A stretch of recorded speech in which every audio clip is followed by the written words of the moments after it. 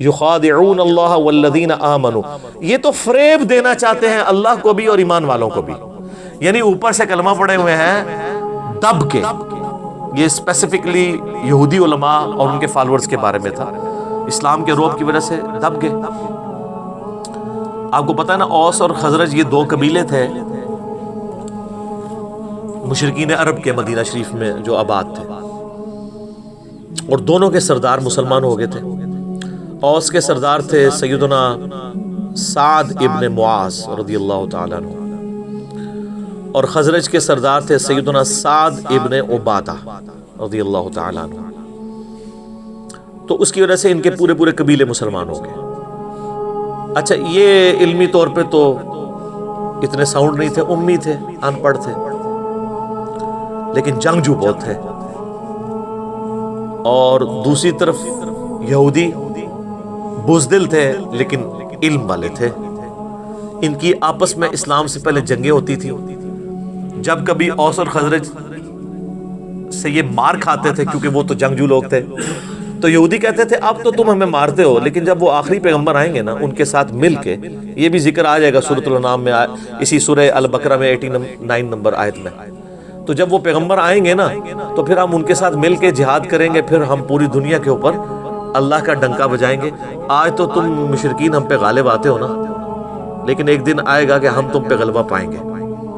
یہ وہ دھمکی یہودی لگایا کرتے تھے اوس اور خزرج کو. لیکن اللہ کا کرنا دیکھے سر، جب وہ آخری پیغمبر آئے تو سب سے پہلے کفر کیا انہی یہودیوں نے جو تڑی لگایا کرتے تھے، اور سب سے پہلے ایمان انہی اوس اور خزرج نے قبول کر لیا جن کو وہ تڑی لگایا کرتے تھے.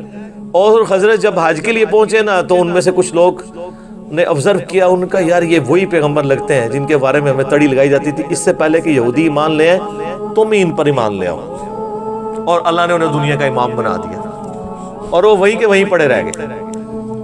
اس کا مطلب ہے کہ اگر آپ کے پاس علم بھی ہے، نالج بھی ہے، لیکن آپ ہٹ درم ہے، آپ کے اندر وقت کا پیغمبر بھی آ جائے آپ کو کوئی فائدہ نہیں ہونا. اور اگر آپ چٹے ان پڑھ ہیں، جاہل ہیں، لیکن حق قبول کرنے کا مادہ موجود ہے، تو سر آج بھی آپ کے لیے ہدایت لکھی ہوئی ہے.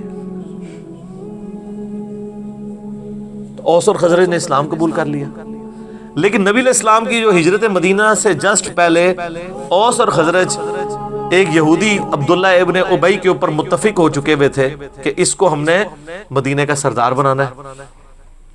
لیکن اللہ کی کرنی ہوئی کہ وہ دو جہاں کا سردار ہجرت کر کے مدینہ شریف آ گیا صلی اللہ علیہ وآلہ وسلم.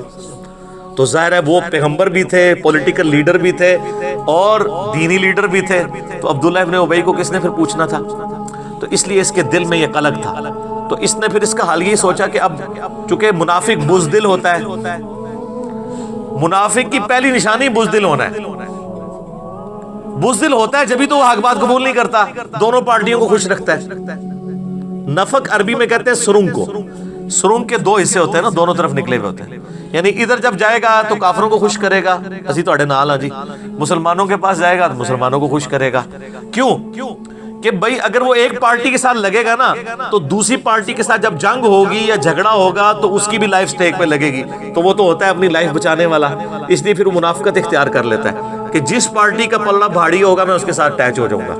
تو دونوں کے ساتھ اپنی یاریاں لگا کے رکھی ہوتی ہیں. جیسے یہاں پہ بھی ہمارے کئی بڑوں نے باہر یاریاں لگائی ہوتی ہیں، جب ادھر پٹتے ہیں تو فوراً جناب ریٹائر ہونے کی دیر ہے تو ٹکٹ کٹا کے باہر.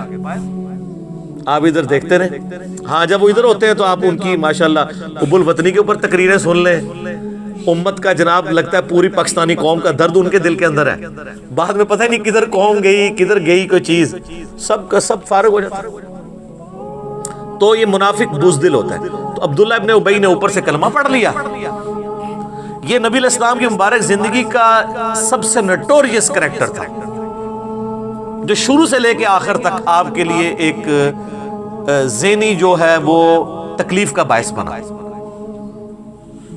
غزوہ تبوک کے بھی بعد یہ مرا، یعنی آپ علیہ السلام کی دنیا سے تشریف لے جانے سے کچھ عرصہ پہلے اس کو موت آئی ہے. پوری زندگی یہ تکلیف آپ کو اس کی وجہ سے اٹھانی پڑی ہے. وہ تو آگے سورہ توبہ آئے گی تو پھر اس کا ذکر تو چلے گا. اتنا ذکر تو آپ ابو جہل کا، ابو لہب کا اور ابو سفیان کا جو بعد میں مسلمان ہو گئے تھے رضی اللہ تعالیٰ عنہ، ان کا نہیں چلے گا جتنا عبداللہ ابن ابی کا.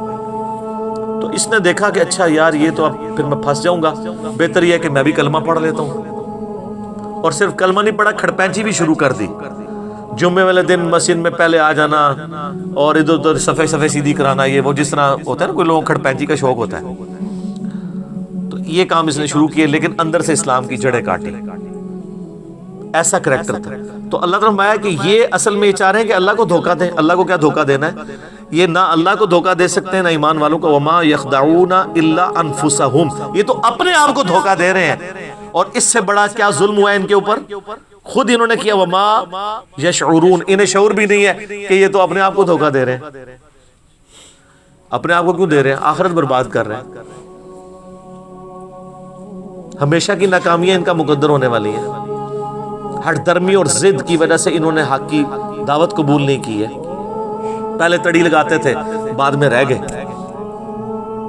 ادھر بھی اس طرح ہوتا ہے نا جناب، آپ دیکھ رہے ہوتے ہیں یہ جب کوئی گستاخانہ کارٹون فلموں کا مسئلہ کوئی اس طرح کے ایشو اٹھتے ہیں تو آپ کو ماشاءاللہ جو لوگ توڑ پھوڑ کرتے ہوئے سڑکوں کے اوپر گاڑیاں جلاتے ہوئے نظر آتے ہیں نا، پریکٹیکل ان کی لائف یہ ہوتی ہے، ان کو پوچھے تو ان میں سے کئی لوگ جمعے کی نماز بھی نہیں پڑھتے ہوتے، کیونکہ یہ کام کرنا بہت آسان ہے۔ اور معذرت کے ساتھ منافقین پھر بھی ان سے بہتر تھے، رکھ رکھاؤ کے لیے نمازیں وہ پڑھتے تھے۔ صحیح مسلم شریف میں حدیث ہے، عبداللہ ابن مسعود کہتے ہیں کہ نبی علیہ السلام کے مبارک زمانے میں اگر کوئی بیمار آدمی بھی ہوتا اور دو بندوں کے سہارے وہ مسجد میں آ کے جماعت سے نماز پڑھ سکتا ہوتا تھا تو دو بندوں سے گھستا ہوا مسجد میں آتا تھا کہ اسے منافق نہ شمار کر لیا جائے کہ یہ نماز گھر پڑھتا ہے۔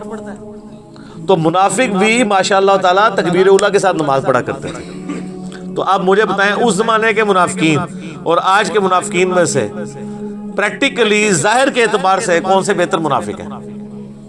وہ والے ہی۔ نبی علیہ السلام کی مبارک داڑھی میں بم دکھایا ان خبیثوں نے اور کارٹون بنائے۔ کتنے مسلمان نوجوان ہیں جنہوں نے توڑ پھوڑ کی بجائے کہا کہ جی انہوں نے داڑھی میں بم دکھایا، لو جی آج ہم داڑھی کی نیت کرتے ہیں، نالے ٹھوس۔ تو یہ ساری جذباتی ڈاکٹرین ہے۔